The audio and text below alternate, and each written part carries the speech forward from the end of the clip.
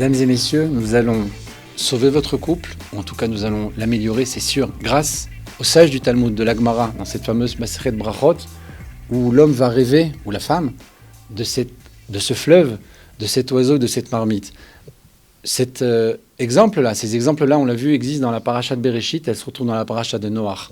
Ce que nous vivons, ce que nous avons vécu, et ce que malheureusement on risque de vivre de nouveau, j'espère que ce ne sera pas le cas, mais c'est très probable, c'est ce fameux confinement. Être ensemble dans une maison, et parfois avec une interdiction d'avoir des rapports. On l'a évoqué au niveau d'Adam Arishon, mais très succinctement, très superficiellement, c'est tout à fait vrai dans la paracha de Noach, pour une raison très simple.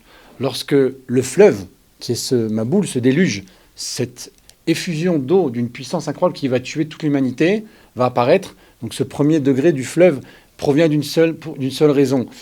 Les sages nous disent qu'il y a eu des rapports interdits là-bas, qui étaient valables pour l'homme comme pour la bête, et il y a eu du Hamas, il y a eu du vol. Chacun volait l'autre.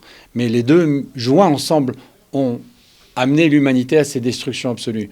Or, ces rapports qui étaient des rapports abjects, parce que les animaux étaient mélangés entre eux, parce qu'il n'y avait plus de normes, il n'y avait plus de règles, qui existent normalement aussi pour l'ordre animal comme pour l'ordre humain, bien entendu, eh bien, ces rapports-là ont provoqué la destruction du monde. Ce qui s'est passé après, eh bien, c'est la marmite. C'est quoi cette marmite? C'est cette arche dans laquelle tous ces êtres étaient enfermés pendant de longs mois, avec une interdiction absolue d'avoir des rapports sexuels. Cette obligation-là, c'est la marmite, le feu et l'eau, toujours ensemble, du matin jusqu'au soir, continuellement, emprisonnés dans une arche de laquelle ils ne peuvent pas sortir, avec l'interdiction absolue d'avoir des rapports. Pour une raison simple, le monde est détruit à l'extérieur. L'humanité est exterminée, les hommes, les femmes, les animaux sont tous morts là-bas dehors. Et Dieu nous dit, vous n'avez pas le droit, vous, d'avoir des rapports, vous n'avez pas le droit, vous, de vivre tranquillement. Vous devez, vous aussi, prendre le deuil de ces êtres-là. Et il faut donc être ensemble tout en étant séparés. Cette épreuve-là, ce travail-là, eh bien, c'est le travail de la marmite. Être ensemble, sachant qu'ils n'ont pas le droit véritablement d'être sur le plan physique. Ça, c'est déjà un degré beaucoup plus haut. Pourquoi ? Parce que je comprends que je peux être proche de mon conjoint. Je peux avoir des rapports avec lui qui ne sont pas nécessairement des rapports physiques. Si le rapport qui existe entre les deux est lié uniquement au physique et que pendant la période d'abstinence, parce que lorsque la femme a l'interdiction d'être son mari parce qu'elle a des règles et qu'il va falloir attendre encore une semaine avant qu'elle ait immigré, etc., toutes ces lois-là qui existent, c'est nous apprendre qu'il y a des périodes pendant lesquelles on se détache d'elle, elle se détache de nous pour mieux se retrouver ensuite. Comme dit le Talmud, tel un chatan et une kala, un fiancé, deux jeunes fiancés qui vont se retrouver comme au jour de leur mariage, après cette période de 12, 15 jours, parfois même plus. Cette obligation-là est formelle, et les sages nous disent ceux qui se rapprochent au moment de s'éloigner, s'éloigneront au moment de se rapprocher. Nombre sont les couples qui vont finir par exploser, que Dieu préserve pour cette raison-là et uniquement pour cela. Le fait d'avoir des rapports dans une période interdite, les sages le disent, les sages le promettent, pas comme une punition, mais simplement comme une conséquence. Si les gens se rapprochent alors qu'ils doivent s'éloigner, il y a ce qu'on appelle en hébreu la haraka, cette période d'abstinence, eh bien les sages nous disent, eh bien ils s'éloigneront au moment de se rapprocher. Il y aura à ce moment-là, au moment où ils sont censés être ensemble, dispute, violence, il y aura quelque chose de fort dans le négatif, dans leur rapport entre eux, et à ce moment-là, ce qu'ils ont voulu faire en se rapprochant alors qu'il était interdit, va provoquer chez eux de s'éloigner alors que maintenant cela est permis.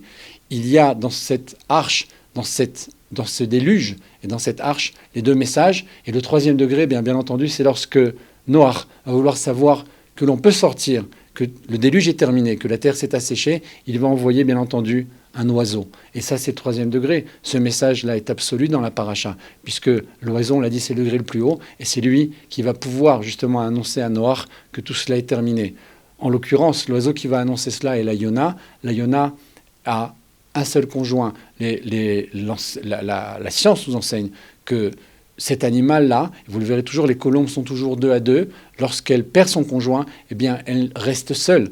Ils vont toujours être liés. Il y a ici quelque chose, il y a encore un autre message, au-delà bien entendu des 2 degrés qui sont le fleuve et la marmite, bien entendu l'oiseau de façon concrète, absolue, puisque c'est le message de la Torah, puisque c'est lui qui va annoncer la fin du déluge, mais pas n'importe quel oiseau, cet oiseau-là est celui, comme on le voit souvent, cette colombe qui annonce qu'elle la paix, avec la branche d'olivier dans son bec, mais le message au-delà de ça, bien entendu, c'est pas seulement ça, qui souvent d'ailleurs a été mal utilisé. Le vrai message, c'est de nous dire cet oiseau est monogame, il a un seul conjoint. Il y a aussi malheureusement parfois beaucoup de problèmes à ce niveau-là, et jouer avec ça, eh bien c'est jouer avec le feu parce qu'il y a une interdiction absolue pour un homme de regarder une autre femme et une femme de regarder un autre homme.